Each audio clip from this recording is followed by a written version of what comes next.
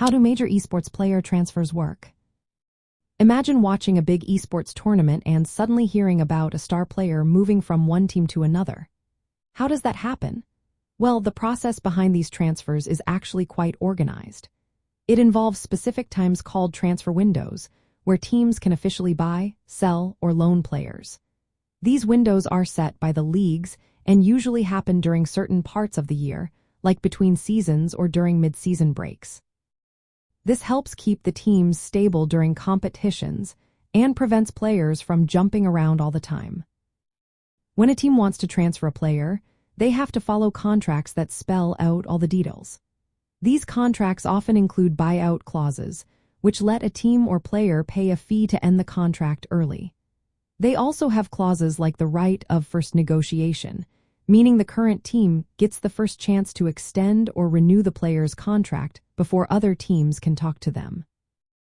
These contracts specify how much the player gets paid, how long they will stay, and other obligations to avoid disagreements later. The transfer process itself involves several steps.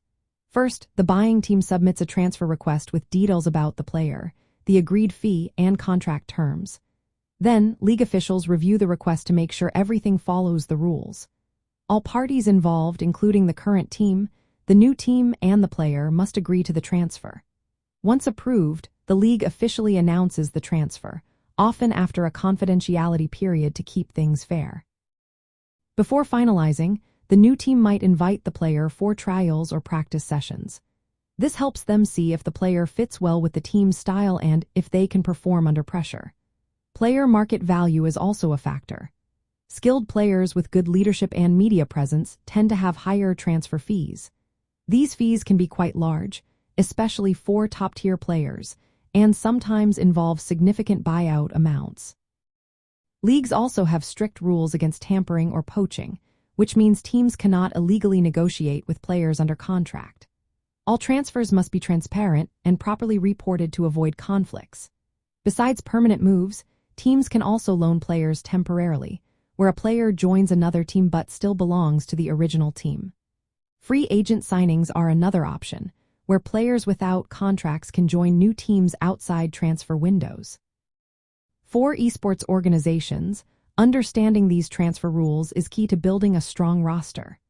Knowing when transfer windows open, what contract clauses to include, and how to evaluate players helps teams avoid legal issues and make smart decisions.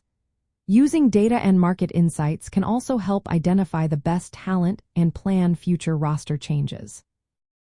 Overall, major esports player transfers are a mix of rules, negotiations, and strategic planning, all aimed at creating fair competition and strong teams.